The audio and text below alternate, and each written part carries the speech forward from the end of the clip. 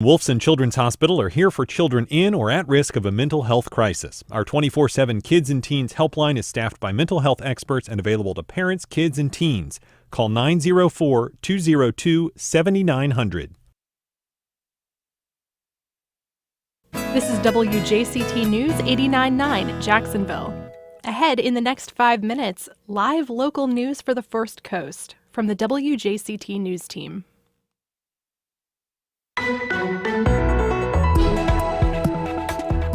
A vibrant downtown waterfront means a healthier Jacksonville. I'm Melissa Ross, and just ahead this hour on First Coast Connect, we'll have a look at this month's community conversations that you can participate in about how best to activate Jacksonville's riverfront and how health is a big part of the conversation. We'll explain then later. I have a son on the autism spectrum. He was really interested in going to these comic book conventions, but when we went, we found that it was too much for him to handle. For kids on the autism spectrum and more, this month's Calmer Con in Orange Park is a special cosplay event. We'll have details. That and more is just ahead.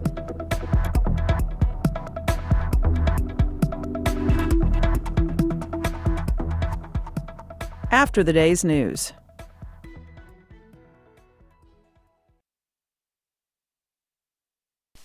Live from NPR News in Washington, I'm Windsor Johnston. President Biden is expected to outline the next phase of the administration's vaccination efforts today. NPR has learned exclusively that Biden's plan includes initiatives to improve vaccine availability in rural areas. NPR's Tamara Keith reports the ramped-up efforts come as the pace of vaccinations in the United States is starting to slow down. An administration official says that in Biden's remarks today, the president will announce targeted steps to reach rural communities.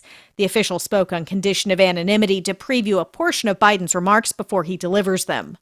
This comes as a new survey from the National Rural Health Association and Chartis finds some rural hospitals having difficulty getting even their own employees to accept the COVID vaccines.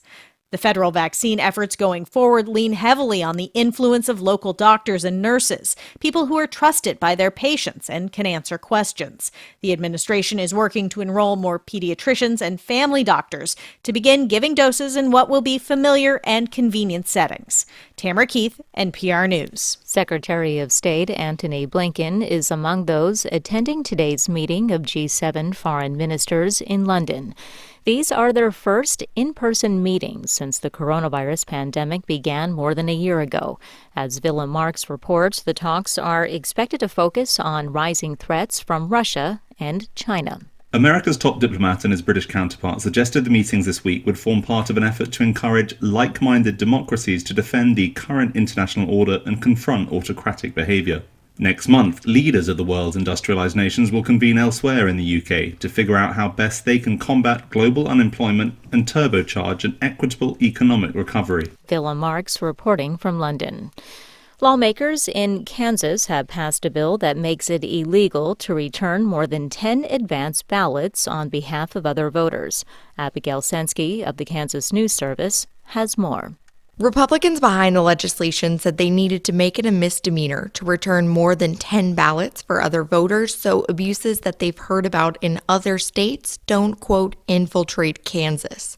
Representative Brett Parker, a Democrat from a major suburb of Kansas City, says making it harder to vote is not what officials were elected to do. Exercising undue influence on someone as they fill out their ballot is already a crime, whether we pass this or not. All this will accomplish is criminalizing successfully turning in a ballot. Democratic Governor Laura Kelly initially vetoed the bill, but Republicans have enough votes in both chambers to override her vetoes. For NPR News, I'm Abigail Sensky in Lawrence. This is NPR News in Washington. The time is now 9:04. This is WJCT News 89.9 in Jacksonville. I'm Michelle Corum. Florida Governor Ron DeSantis is suspending all local COVID-19 emergency orders. Yesterday, he signed a bill giving himself power to override local orders during a health crisis. The new law will not go into effect until July 1st, at which point DeSantis says he will sign an executive order invalidating all remaining local COVID-19 emergency orders. To, quote, bridge the gap between then and now, DeSantis says he's using his executive power to suspend the local orders. Not only does this bill provide protections for individuals, for school children, for businesses vis-a-vis emergency orders, it also provides protections for all Floridians in terms of their personal health information and prohibits statutorily vaccine passports. DeSantis last month signed an executive order blocking so-called COVID-19 passports, saying they would create privacy issues. The bill he signed yesterday will make that ban permanent. If you think you've got the cutest canine on the planet, well, Budweiser says show me. The beer company with a brewery in Jacksonville has launched what it's called its Pupweiser contest. People can send in a photo of their dog, and the winning pup will get its face on about 1 million Budweiser cans over the holidays. Enter on Budweiser's Facebook, Instagram, or Twitter page using the hashtag Pupweiser contest. 75 degrees now in Jacksonville. Mostly sunny this afternoon, reaching the low 90s today. Support for NPR comes from Progressive Insurance, committed to protecting cars and drivers, whether on the open road or having a driveway moment while listening to NPR. Learn more at progressive.com or 1-800-PROGRESSIVE. And Americans for the Arts at americansforthearts.org.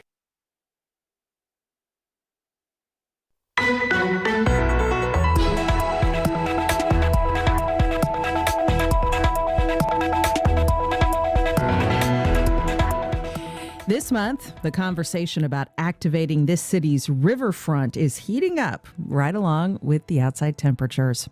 Good morning. We're live from Studio 5. I'm Melissa Ross, and this is First Coast Connect. Thanks for listening. Just ahead, we'll tell you how a vibrant riverfront means a healthier Jacksonville. Give us a call now. It's 549-2937. Then later, cosplayers. Listen up, a special con is coming to town this month, but this one is for fans on the autism spectrum. We'll tell you about the Calmer Con. First, though, the latest numbers on the pandemic. The state reports an increase overnight of 3,075 cases of coronavirus. The cumulative total in the state since the pandemic began now stands at 2.2 million. There were 39 deaths overnight as well, for a total death toll in Florida from the virus now at 35,307. Meanwhile, Florida Governor Ron DeSantis is suspending all local COVID-19 emergency orders. On Monday, he signed a bill giving himself the power to override local orders during a health crisis. Now, the new law will not go into effect until July 1st. Pursuant to the bill, DeSantis says he would sign an executive order invalidating any remaining local emergency orders around COVID-19, such as mask mandates and the like. There's a lot to discuss about that, and we will continue to follow that story here at WJCT News. Our other top story this morning: for months now, there's been a community conversation going on about how best to activate Jacksonville's riverfront. You can take part in some public meetings about that very subject this month. We'll tell you how in a few minutes. But first off, this morning, we're going to take a closer look at one aspect of this big citywide effort to build up the riverfront and how it can mean a healthier Jacksonville. We're pleased to welcome Gloria McNair. She's involved in community engagement at Groundwork Jacksonville. Gloria, good morning. Good morning. Also on the line, Anne Marie Knight, VP at UF Health Jacksonville. Anne Marie, good morning to you. Good morning, Melissa. Already getting your calls, and let's hear from you, everybody out there. What do you think is the best way to activate the downtown Jacksonville riverfront? There are renderings, there are plans, there are proposals, and there are meetings coming up on this month. Give us a call. It's 549-2937 with your thoughts. Emails to firstcoastconnect@wjct.org. Tweets to @MelissaInJax. And our Facebook page is open. Okay, let's begin with you, Anne Marie Knight. You know, we've been hearing a lot over the last several months about what we need to do on the riverfront. Of course, Shad Khan has plans. This group, Riverfront Parks Now, wants a big green space on the waterfront. And there is a public meeting coming up this month sponsored by the Jesse Paul DuPont Fund where people can attend and talk about this. We'll explain all of that in a moment. But we're having an interesting aspect to this discussion this morning because you are going to talk about how an active waterfront can improve public health. Now, this isn't something people might normally think about when they think about this project. But before we talk about how an active waterfront can make us all healthier, let's begin with the health challenges and health disparities in Jacksonville that you are well aware of. What are you seeing at UF Health Jax? Yeah, thank you, Melissa. So all of those initiatives are great, and they all contribute to improved health. So when we think about the health challenges and health disparities of our city and many other cities, there's common threads. There's behavioral health issues, mental illness, and we'll talk a little bit more about those in a little bit, cancer, HIV. But what is at the stem of all of these diseases is the opportunity to reduce and to change our personal behaviors. So tobacco use, alcohol-related incidences, and then nutrition and physical activity. Those are critical elements to improving health in our community to stem the challenges that we face. So that's the tie with this particular topic. But when you mention health disparities, that's almost a whole nother topic, but it all relates. When you think back in 2019, the Northeast Florida Healthy Start Coalition published their Project Impact Report, and they provided a plethora of data around infant mortality and the disparities in our community. For the layperson, maybe someone listening right now doesn't think that this matters and relates to the topic, but it absolutely does. If our young mothers and maybe older mothers are healthier in their own stature, maybe our infant mortality wouldn't be worse than the state and worse than national averages. And then there's a whole dynamic around African American women, which is further aggravated at a 13.65 rate. So all of this matters. And I'll do one other little twist. Let's think about life expectancy for a quick moment. When we look across our area, where UF Health sits today, the average life expectancy is 61 years of age. If we cross the bridge less than 5 miles away, it's 78 years of age in the San Marco area. In Arlington, it's 77. If anyone thinks that this doesn't relate to our behaviors and our access in our community, they're mistaken, and I'll share a little bit more later. Then in this pandemic in particular, we've seen a lot of attention paid to inequalities related to access to green space, parks. How can improving the riverfront improve our public health in this city? So it's an 80-20 rule we talk about in healthcare. So 20% of your well-being is supported through the healthcare systems in Jacksonville. 20%, that's it. 80% of it is outside the walls of the healthcare delivery system.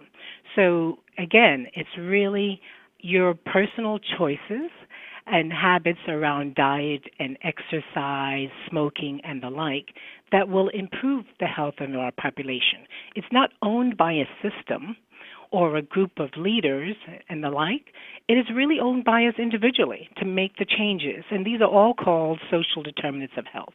Now, there are some that need support from other structures, absolutely.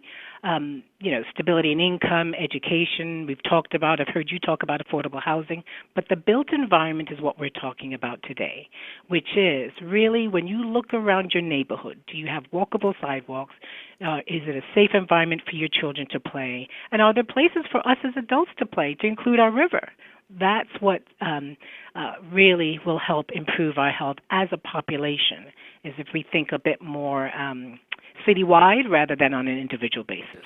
Let us know your thoughts about how we can best improve the Jacksonville riverfront. We'll tell you about some community meetings you can join in on this month. Let's go now to Gloria McNair with Groundwork Jacksonville.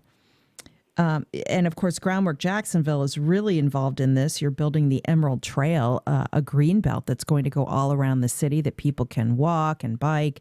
It's going to be really remarkable when it gets done.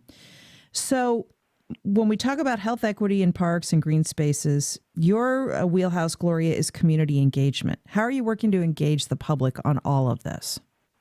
Well, for the Riverfront activation, we have a number of activities planned to engage the community. And I must say something. I was speaking with our colleagues last week, and David from DVDL said he didn't care for the word engagement, and I put some thought into that, and I understand what he means. It's more, I went back to my public health roots, and it's really community involvement, getting all residents the opportunity to participate in this conversation about what we want, what would be best for our city. At the riverfront, what activities, what do people like to do? So you've already mentioned that there's going to be the general public meeting, and that's going to be hosted by Jesse Ball DuPont Fund and DVDL. And I'm sure you're going to tell people where they can go, but if I'll say it briefly, the general public meeting is going to be on May 20th and from 5:30 to 7 p.m. You can register at www.dupontfund.org/waterfront. And I went there yesterday to see how easy it is, and I can assure you it's very easy. We just need your name and email address and your zip code, and it's easy to register. And you don't have to be in person. So for those of us who are still a little bit hesitant about going out in public, and Groundwork Jacksonville is hosting a series of riverfront activation water taxi tours along the North Bank.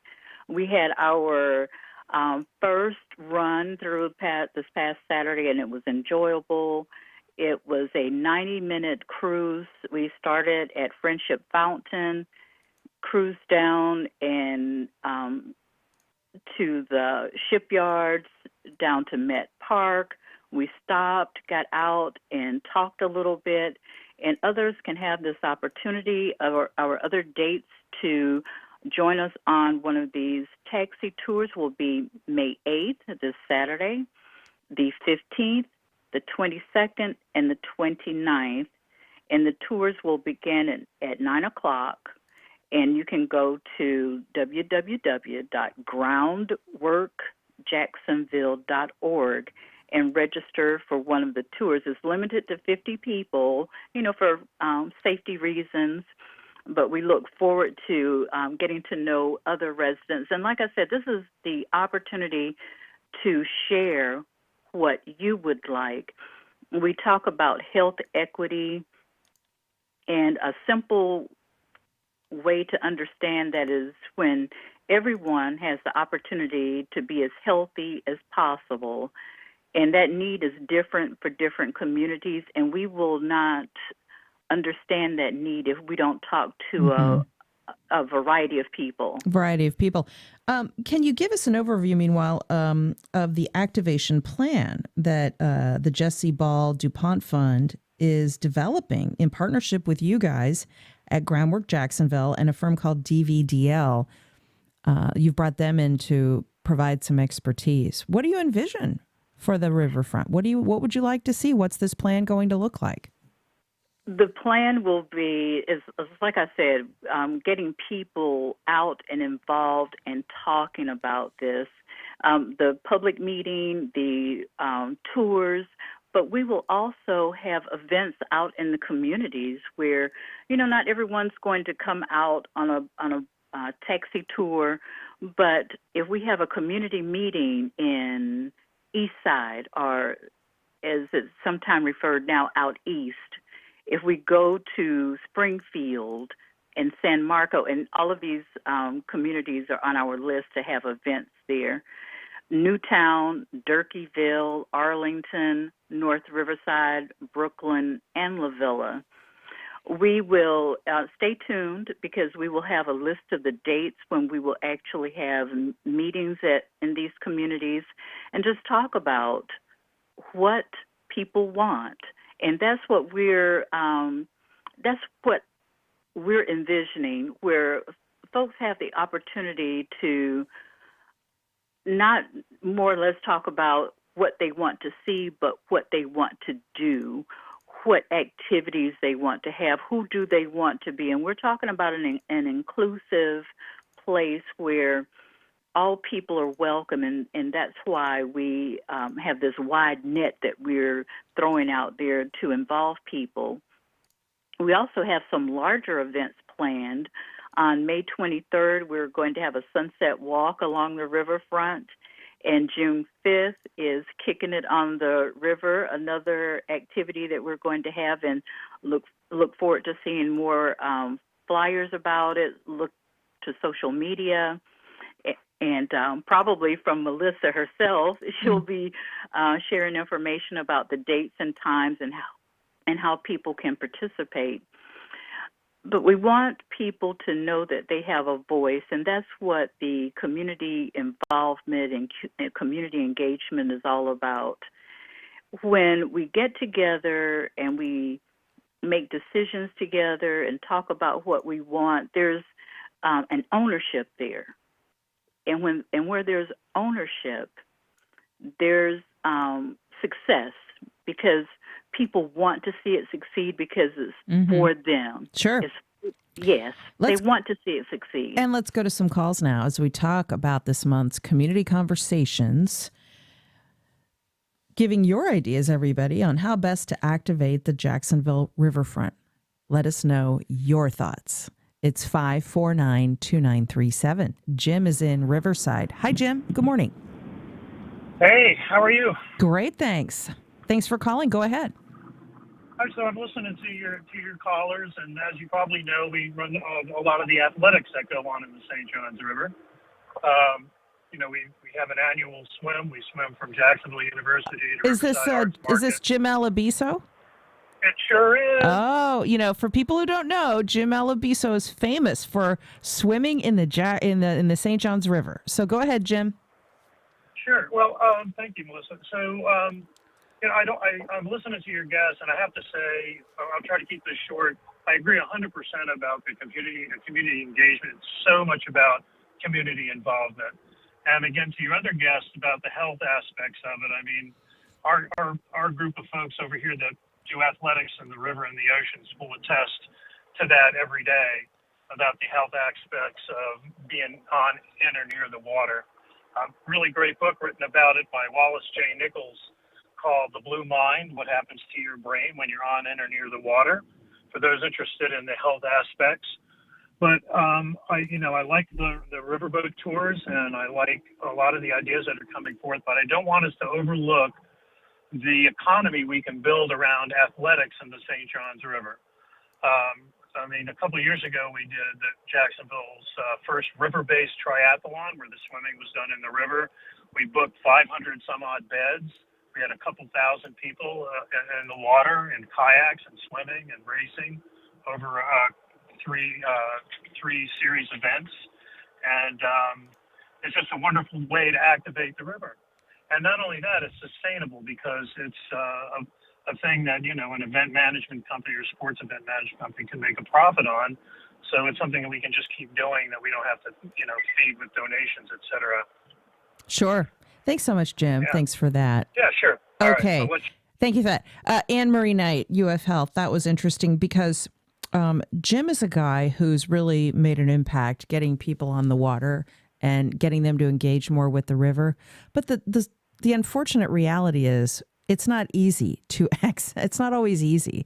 And the built environment really isn't set up very well for people to interact and access the St. Johns River easily. We're getting lots of tweets about this. Here's a few. From our partners over at the Jackson Mag. They say, a simple way to help activate the riverfront is to allow for more equitable and inclusive use of the space. This could include modifying systemically discriminatory policies that have eliminated activities such as fishing anywhere within the downtown area, he says. That's just one example, Anne Marie, that we could point to where this idea of health equity and river access. Can you talk about that a little bit? Well, yes. I was nodding, smiling and a little smirking as he was speaking because of those two words, access and equity, right? How are we as a community going to make sure everyone can play? And I mean that almost literally, right? So at UF Health, we've created what we're calling the Urban Health Alliance, four-pillared approach to the social determinants of health. And so it is important to us as we partner with Groundwork Jax, to really be sure we are helping with the intentionality around access. The gentleman speaking is well-versed. He has a very targeted group of people who engage and enjoy that experience. But how can we make sure others in the community are aware of the opportunity? Until we do that, we won't be whole.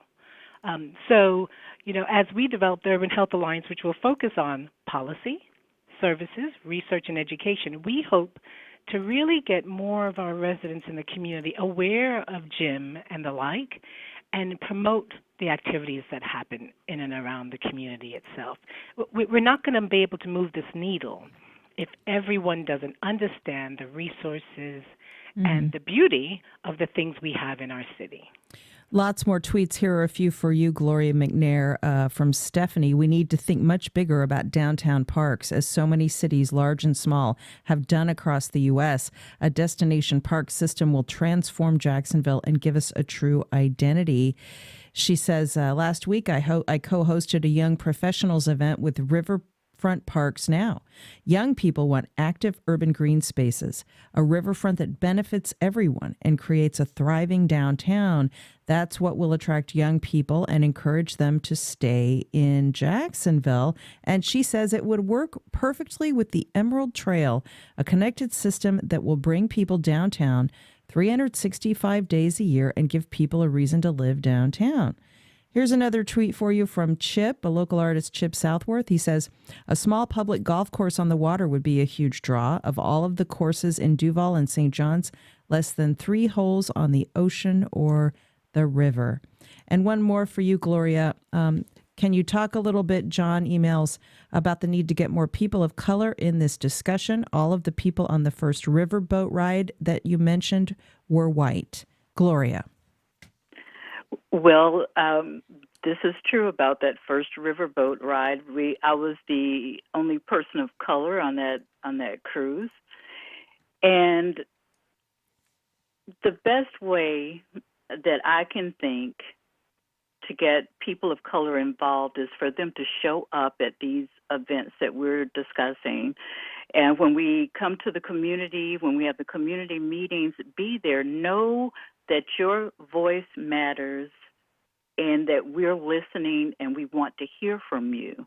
This is not just rhetoric.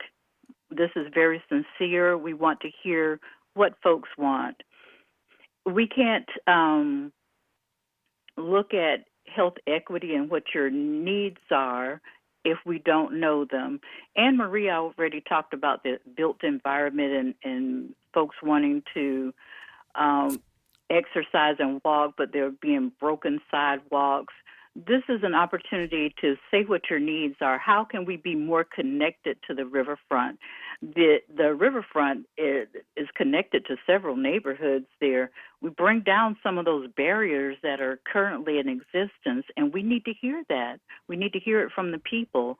So when you see a flyer that says that we're going to be out east and we want to talk to folks and we want to know what they want from the riverfront, do they want a place where they can have family reunions and get-togethers, class reunions, come out and tell us that. We want a place where you can walk, go and play dominoes with some of your buddies. Tell us that. When we go out to North Riverside, to Brooklyn, to La Villa, come out, folks, and tell us what you want at the riverfront, what you want to do. Who do you want to be out there with? You want it to be an inclusive place. Jacksonville has such a rich culture that even people who belong to the culture sometimes doesn't know about it. And I do want to mention that someone talked about the younger generation. Yes, they're very much a part of what we're going to be doing. There's even a meeting of the Next Gen group to talk about how we move forward, and that's today is by invitation only. I think I'm going to be in the background, trying to blend in with the next gen. But we know that the future is so important for the next generation, our leaders. We want them to stay here. We want them to go to college, get those skills, or go to and develop a trade that remains here in the city. Here in the city, and I'm sorry. If I may, I just want to get one more call on. Lots of people waiting on hold. Tim in St. Augustine. Hi, Tim. Go ahead. Yeah. Hey, I'd like to comment. There's a playground graveyard downtown on the North Bank and the South Bank. If you take a toddler downtown, there's nothing for them to do but run around this fountain. And it would be really helpful if there were a few swing sets here and there, or slides or something, Sure. for younger kids. There was a kids' campus, Tim, on the North Bank. Yeah, but it got really worn out and never kept up. That's right. It really didn't have any physical stuff, but running around again. That's right. Okay, thank you for that. Anne Marie Knight, kids and families. Yeah, they're key, right? If you can't you can't simply address the health needs of one individual in the family without looking at the unit. So as we think about green parks and green space and having families together, walking together, cycling on the river, not cycling on the river, but being on the river, that's all contributing to someone's mental, physical, and spiritual activities and their wellness. It is respite from the stressors in everyday life. So doing activities as a family, I agree with this gentleman wholeheartedly. It will only help our community and us individually even better. So the ability to exercise and improve our overall wellness is key. And as a healthcare administrator, you know what that's going to do for us? We're going to reduce the number of visits to the doctor and hospitalizations and all of that. It's all entwined together. And, it's just key. It's just key that we have to realize that as a city as Jacksonville, up north they're shut in for most of the winter. We can go outside 365 days of the year. Our health and well-being should be far better than our colleagues up north if we're measuring only this one measure, right, as far as green and access to being outdoors. So we have to find a way to leverage it. I was listening to Gloria and appreciate you, Melissa, and the team for allowing us to have this audience with you. But we do have to find unique ways to engage with our entire community. Yes, and so let me end on that note and let folks know that these Riverfront Activation water taxi tours are happening. They are hosted by Groundwork Jacksonville, coming up on May 8th, May 15th, and then on May 20th at 5:30 p.m., a general public meeting hosted by the Jesse Ball DuPont Fund and DVDL. Lend your voice to this community conversation. Go to DuPontFund.org/waterfront. And thank you both, Gloria McNair, Groundwork Jacks, Anne Marie Knight, UF Health Jacks. Thanks to you both for joining us. My pleasure. Thank you, Melissa. Thank you, Melissa. And much more still ahead. Later in the hour, a big donation from the players means women golfers are now teeing up again at Edward Waters College. That's later, but up next. I have a son on the autism spectrum. He was really interested in going to these comic book conventions, but when we went, we found that it was too much for him to handle. Maybe you have a young cosplayer on the spectrum. We'll tell you about this month's Calmer Con after this.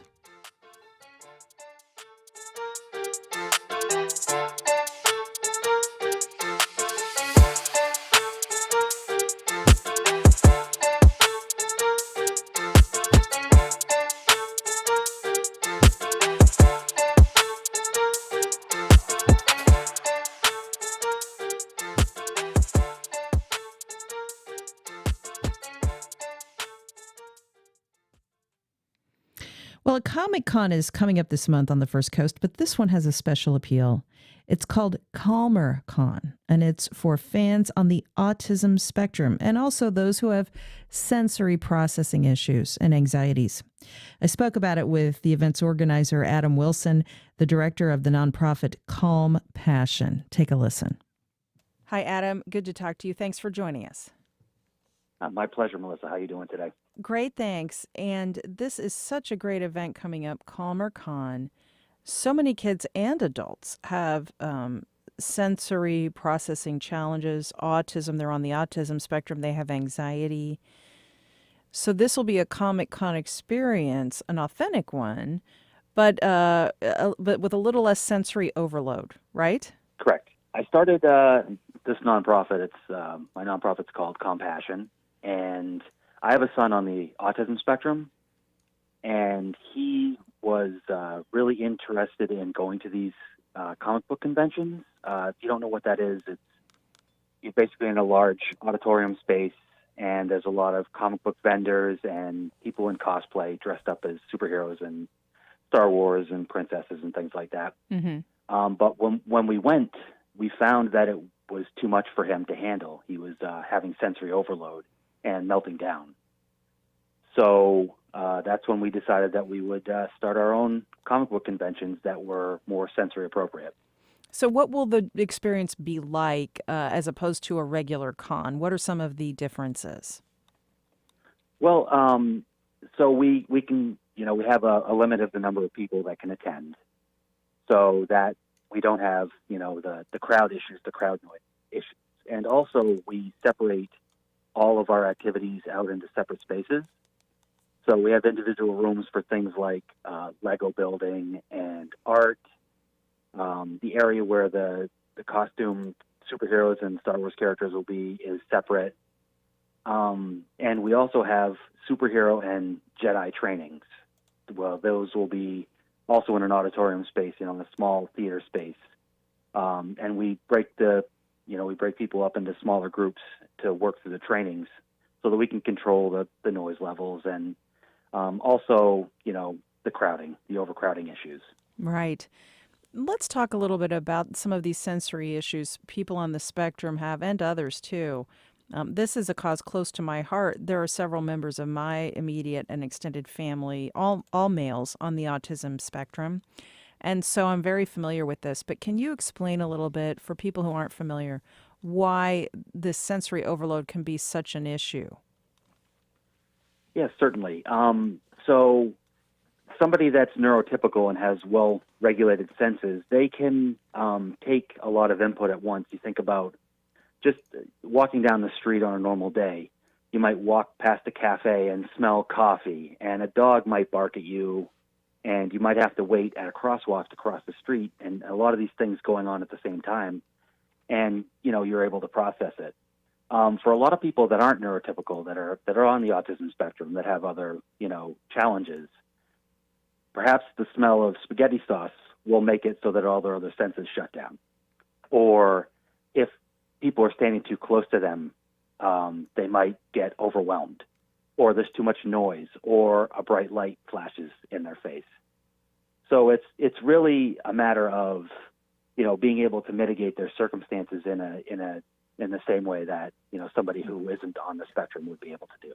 Right. So events like these are so great. And your organization, Compassion, do you do other types of events besides, a comic book and pop culture convention? What else are you working on? Well, yeah, we do the convention itself, but we also go to several other events to, help them out. I've worked with a lot of different autism organizations that were based up here in Massachusetts.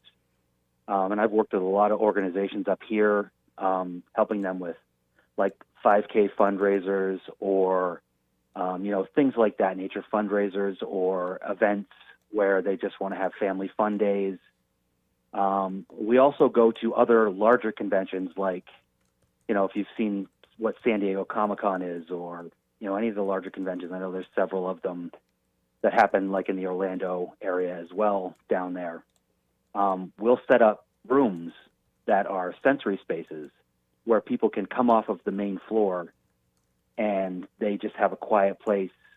We have activities that they need to help themselves regulate. And if they need to stimulate, sometimes people on the spectrum will have to, do that in order to get regulated again and get ready to go back and have some more fun. So we do a lot of those types of things as well. So great. And it's exciting that this is coming to Jacksonville. Get your tickets now for the Southeast Calmer Con coming up May 16th, 9 a.m. at the Thrasher Horn Center in Orange Park, Sunday, May 16th. Tickets at thcenter.org. And Adam Wilson, Director of Calm Passion, thanks for all you do to help this community. And it sounds like a lot of fun. Hope you enjoy it. All right. Thank you so much. It was great talking to you today.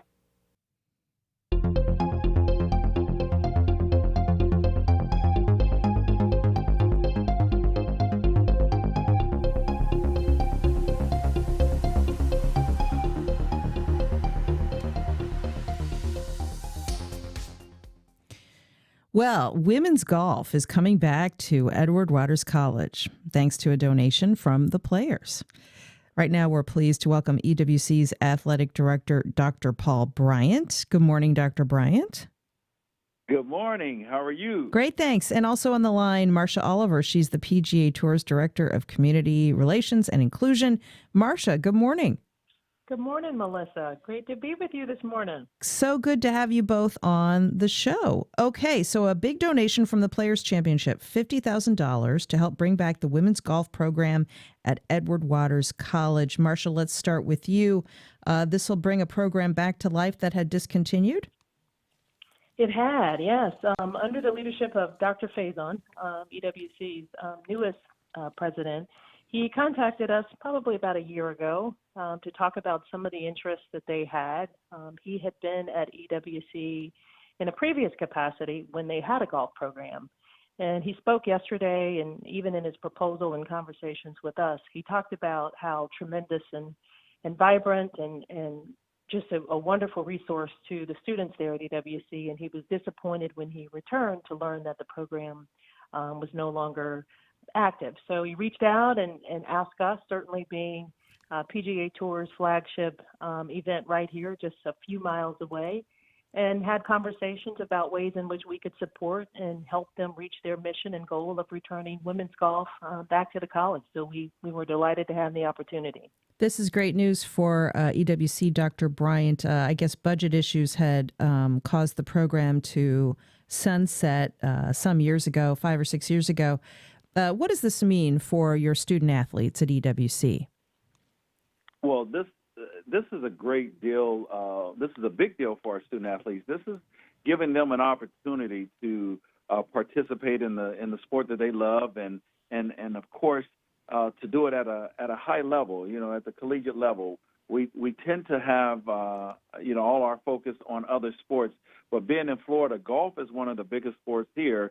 And so we wanted to make sure that they had an opportunity to do what we love for them to do as well. Now, this is part of EWC's strategic plan, Eminence 2025. You're re-engineering your division of athletics to prioritize gender equity ratio in sports across all competitions. Tell us about that, Dr. Bryant. Yeah, so I got here about almost 2 years ago, and one of the things we wanted to do, I looked at the strategic plan of the institution and then created a strategic plan for athletics. And in doing so, we wanted to make sure that, of course, we met the gender equity requirements.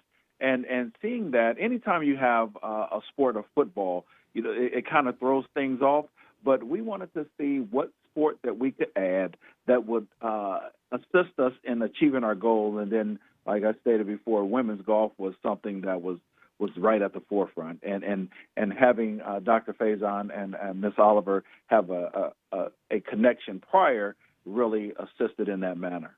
Now, this makes Edward Waters, Marcia, one of only 2 historically black colleges and universities in the state to offer a dedicated women's golf program. This is exciting, too, because golf is an expensive sport, and there are barriers to getting into golf for a lot of kids. So this levels the playing field in that sense, too. You're exactly right. I mean, you took the words out of my mouth when you mentioned about EWC now being only the second HBCU to offer women's golf. And that was part of the compelling proposal that the EWC team put together. They'd done their research, I think, for them, and looking at a variety of sports programs, knowing that, it had a program previously, what actually caused the program to shutter. They had been very involved in community relations as being one of the key parts of their men's program and women's golf program there, and going out to schools and mentoring and doing things of the like. So when we looked at, how EWC would position themselves in the state with women's golf, it was very much an opportunity for us that we felt we had no choice but to support and accept. And golf is expensive. I mean, we have the First Tee program, that has been in existence for 23 years. Their entire mission is to introduce golf to youth, along with core values and of course, the elements of golf that plays. And they've reached, over 1 million kids. They've got incredible numbers about how they have been successful in doing that outreach. But one of the things that they've identified, and even working with EWC as well as part of this initiative, is how can they improve that access to the most underserved? How can they ensure that the numbers of youth and participants that they have, and in those millions of students that they reach, are they reaching those that are in Title I schools, those where it's 70% free and reduced lunch? Are they in the most impoverished communities? So this effort, combined with the elements that we seek to do in our outreach and our investment in initiatives that really are helping to advance equity and inclusion and removing those barriers and disparities, I think will certainly help us grow the game, which is one of our most important missions. Yeah. And Dr. Bryant, there's a mentoring program as part of this too. Can you tell us how that's going to work with the students? Yes. So the mentoring program will encompass all of our student athletes that are in the women's golf program, along with our coach. And what we're going to do is partner with the First Tee to actually mentor some of the young ladies and young men that are in their program. And so if that entails some reading to them, to assist in some lessons, then we will do that. But we want to make sure that they see some collegiate students really doing what they love to do at the highest level. And so our student athletes will act as their mentors as they matriculate through their early childhood years. Marcia, as well, let's talk about the PGA Works Collegiate Championship out at TPC Sawgrass. This featured top student athletes from HBCUs, Hispanic serving institutions, other institutions across the country. So that sounds like it is another part of this whole initiative. Yeah, Melissa. And in fact, we have 24 teams right here being, afforded the opportunity to play at the Stadium course and Dyes Valley course. And EWC had been a participant in that competition. It's a collegiate competition that's hosted by PGA of America. We were fortunate this year to have the opportunity to host them in our own backyard and give them the chance to visit our global home. We did a career expo where we sought to introduce them to ambassadors and folks at the tour who are in various jobs to make them understand that, there are careers beyond the sport that they play. And so it was just timely in looking at EWC with their graduation this week, knowing that that's going on, and Dr. Bryan and his team going out to meet the organizers and those who put that collegiate championship together.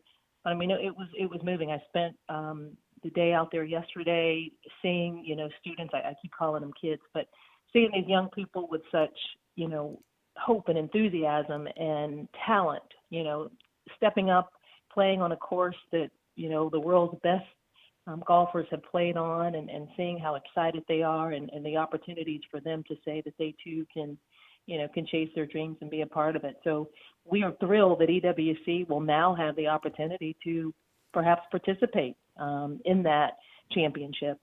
So we're happy about what it can mean and what it can bring for the students there. And the program gets underway next year, so congrats all around. Thank you, Dr. Paul Bryant, EWC's athletic director, and Marcia Oliver, PGA Tour. Thank you both. Great news. We're happy to share it. Thank you. Thank you so much for having us. And in a moment, a local publication spreading its wings across the Southeast. We'll talk to the publisher at Flamingo magazine next.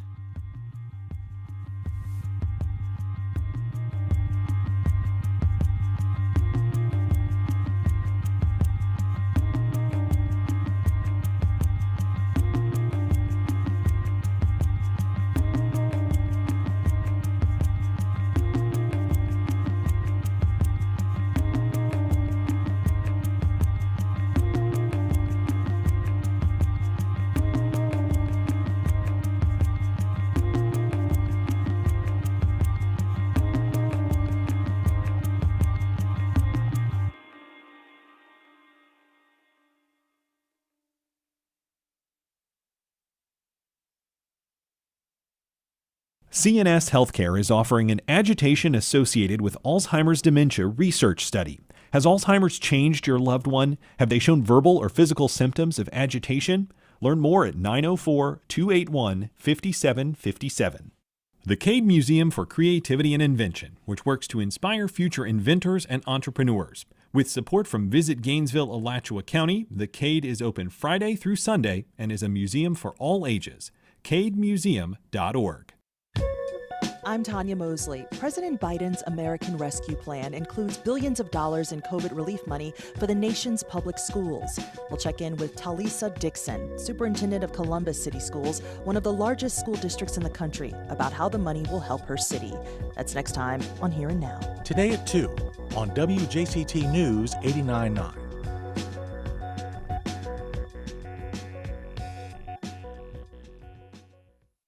On the next Fresh Air, the social life of trees. We talk with Suzanne Simard about her groundbreaking research that shows that in forests, trees communicate with each other in sophisticated ways, sharing nutrients, warning of danger, and helping their own offspring get off to a good start in life.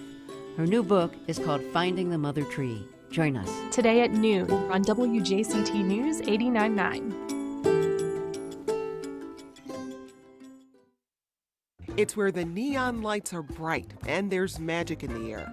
Now we're told New York is getting ready to put on a show. I'd say you should expect Broadway full strength in September, but I'd love to see some of the smaller shows up in July and August. I'm Jen White. We'll go behind the scenes on the effort to safely raise the curtain and bring Broadway back.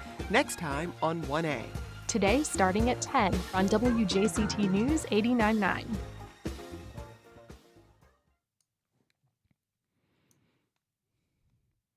Welcome back. Well, Flamingo magazine, which launched right here in our area, is celebrating its 5-year anniversary. And more good news, they're expanding onto newsstands across the Southeast. I spoke with Jamie Rich, the founder, publisher, and editor, to learn what's next. Hi, Jamie. Good to have you back. Thanks for joining us. Thanks, Melissa, for having me. I'm excited. So, Flamingo magazine, which started in Ponte Vedra, has gone not only statewide, but you are expanding across the Southeast. And as you celebrate your 5th anniversary, this is exciting news. We are so excited. You can't believe it's been 5 years of telling Florida's greatest stories. And yeah, as you mentioned, now we're going to be available on newsstands across the Southeast, from Georgia, North Carolina, South Carolina, Alabama, Tennessee. We know that Floridians also live outside of Florida, and people who live in our neighboring states love us just as much. So we just want to, spread our wings and just keep telling great Florida stories. So we're super excited about that. And this is your first print issue in a while since the pandemic began, too, correct? That's right. We, during 2020, like a lot of magazines and media outlets, we really had to rethink how we distributed our stories. And after our spring issue of 2020 hit newsstands just a week or so before the complete shutdown of every economy across the nation. But we just had to rethink that. And so we focused on digital, and there was really a silver lining for us because we grew our digital audience tremendously during 2020. And we had so much fun with that, and we loved it. We discovered so many opportunities through that. So we're excited about that part of our journey still, and we're going to continue telling our stories digitally on our website, through our social media, through our newsletter, our Fresh Squeeze newsletter. But yeah, we missed the print issue, and our readers missed the print issue, and our advertisers missed the print issue. So as we got closer to our 5th year milestone, we said, we have to bring the print edition back. And this one is actually going to be sort of bigger and better than our typical magazine, which we all already think is fabulous, of course. But, it's going to be twice the number of pages. It's 200 pages of content. It's on, nicer, sort of shinier paper than we typically use, more celebratory paper, I should say. And we take a look back at some of our most popular stories through the years that readers really loved. So some of these feature stories will be running in their original format, and they're from issues that are now sold out and that you can no longer buy even off of our website if you wanted them, because they're sold out. But so it's a revisiting of some best of content, but also, of course, new, never before seen content. So travel stories and food and culture and music and all the things that our readers have grown to love about Flamingo, but combined with some of our old favorites. So there should be something in it for everyone, and we couldn't be more excited. We're calling it a collector's edition, really. So Nice. And of course, Flamingo covers the entire state of Florida, which is a big, diverse place. But this issue will spotlight our corner of the state, the Jacksonville beaches, and some local attractions around here. That's right. So we have a special section in the magazine called Bird's Eye View, and it's an illustrated map, if you will, that really highlights different communities around the state that are sort of walkable neighborhoods, quaint neighborhoods that really sort of typify their area, with local businesses. And we actually, believe it or not, had never run our own community in this section of the magazine. We'd done St. Augustine, we'd done Amelia Island, we had done some places nearby, but we were saving Jacksonville and the Ponte Vedra and the Jacksonville beaches, for this 5th year anniversary issue. So we're really excited about that, and just shouting out all of our favorite local businesses. So people who do decide to come to Jacksonville or Ponte Vedra for whatever reason, they will have our curated list of where to go, where to shop, where to hang out, where to have fun. So we're excited about that. And what did it take to get this magazine distribution into all these other states? Well, it's really just been, we have to work with distribution companies already to get the magazines on newsstands in places like Whole Foods and Fresh Market and Barnes & Noble and Books A Million and all the places where you would typically buy magazines. And for years I've been wanting to actually expand, because I know people love Florida everywhere. And but it was just really convincing that distribution company that, look, people want to read about the state of Florida in Atlanta or in Charlotte or in other cities that are a drive market to Jacksonville or to Florida in general. So it was really just kind of a sales pitch convincing these guys that people wanted to read about Florida, and eventually they got the picture. Well, congratulations, Jamie, and congratulations on 5 years of Flamingo, which launched here in our area and is now all over the Southeast. Pick up their 5th anniversary issue all across town, and maybe if you're out of state, you'll see it as well. Publisher Jamie Rich, thanks so much.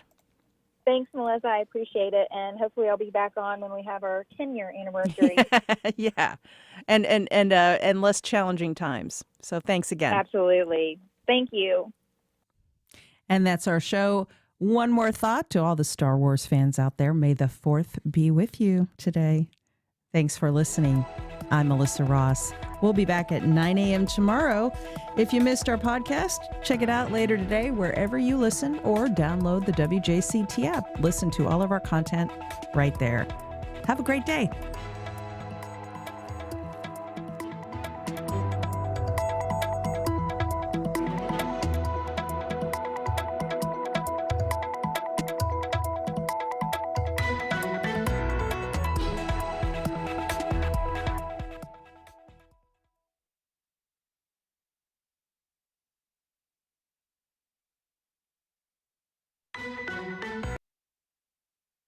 Support for First Coast Connect is provided by Baptist Health and the North Florida TPO.